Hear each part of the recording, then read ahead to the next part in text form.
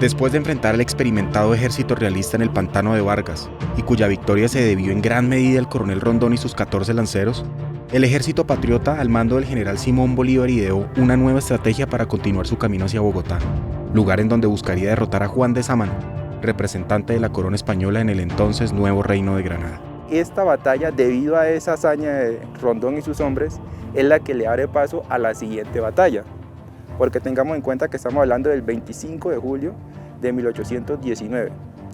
Sabiendo esto, Bolívar analiza también el terreno y se da cuenta que de su camino desde esa parte, desde Paipa, donde queda el pantano de Vargas, hasta Bogotá, hay otro paso obligado, que es el puente de Boyacá. Obviamente, ambos comandantes de los ejércitos, tanto el ejército patriota como los realistas de la corona española, sí o sí tenían que pasar por el puente. Sabiendo esto, Bolívar toma la delantera para llegar primero con sus hombres al puente. ¿Cómo logra esto? Mediante la estrategia de dejar unos soldados en el pantano de Vargas, en el lugar de la batalla, haciéndole creer a los españoles que él aún estaba ahí. Pero mentira, en la noche él dio la orden de que le sacaran el cuerpo al ejército español sin que se dieran cuenta, aprovechando la penumbra, la noche, y que se le adelantaran al siguiente paso obligado, que era el puente de Boyacá. Tenemos entonces que hay casi 12-13 días de diferencia, que es lo que le tomó a Bolívar y sus hombres ir desde el pantano de Vargas hasta el puente de Boyacá. Bolívar y sus hombres emprendieron, bajo la sorpresa de la penumbra, el movimiento hacia el puente de Tablas, como se conocía en esos tiempos al puente de Boyacá, con el objetivo de llegar a Bogotá antes que el ejército realista. Bolívar con sus hombres llegan no el 7 de agosto, sino el 6 de agosto, con esa ventaja que ya tenían, obviamente, como les digo, aplicando la estrategia de hacerle creer al ejército español que él estaba en el pantano. Llega el 6 de agosto al puente de Boyacá. Él se ubica en el Alto de San Lázaro, en el Cerro de San Lázaro, se ubica ahí en ese alto, obviamente con la intención de tener un dominio visual del terreno. El 7 de agosto, a eso del mediodía, comienzan a llegar los soldados españoles al paso obligado que sí o sí tenían que pasar, sin tener la más mínima idea de que Bolívar y sus hombres ya estaban ubicados esperándolo. 2 horas. Eso fue lo que duró la batalla de Boyacá, el enfrentamiento entre las tropas realistas y los patriotas, que marcó el fin del dominio español sobre el territorio de lo que entonces era Nueva Granada el 7 de agosto de 1819 y dio paso a la creación de la Gran Colombia de Simón Bolívar. Eso sí, utilizando siempre el factor sorpresa como gran aliado del Libertador. Antes de hacer el cruce del puente, como comienzan a llegar a eso del mediodía, deciden primero almorzar. En el momento que ellos están almorzando, que es aproximadamente a las 2 de la tarde, es que Bolívar ordena el ataque. Obviamente la estrategia, como les digo, que ya había implementado el factor sorpresa influyó muchísimo, porque esta batalla sí fue contundente. Esta batalla comenzó a las 2 y terminó a las 4, es decir, fue una batalla de 2 horas nada más. El resultado de la batalla cuenta la historia que hubo 1.600 capturas por parte del ejército patriota al ejército realista frente a 13 bajas del ejército patriota. Una victoria contundente y aplastante, sobre todo por el valor que tenía uno de los capturados en ese entonces.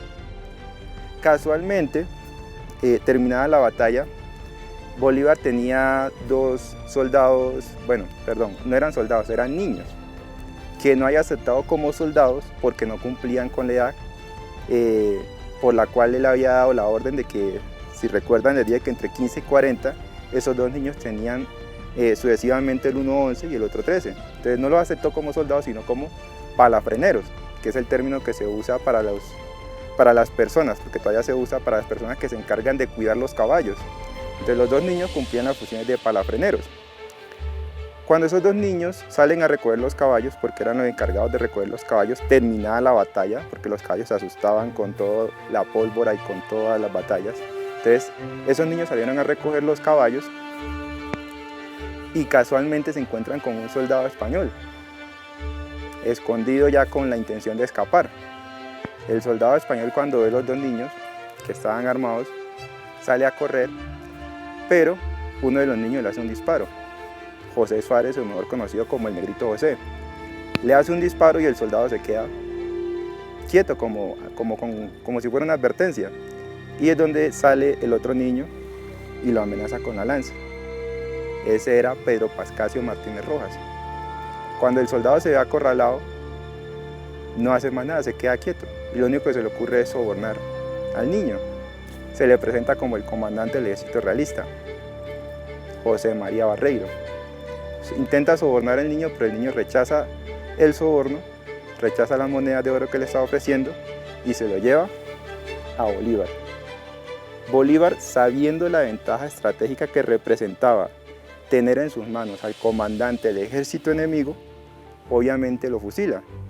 Cuando el virrey Juan de Sámano en Bogotá se entera que Bolívar le había capturado prácticamente al único comandante con el que contaba para hacerle frente y lo ejecutó, el virrey Juan de Sámano en Bogotá se va, abandona ese lugar. Por eso es que Bolívar, cuando sale de Tunja, de aquí de la batalla del Puente Boyacá hacia Bogotá, y llega a Bogotá, ya no encuentra resistencia.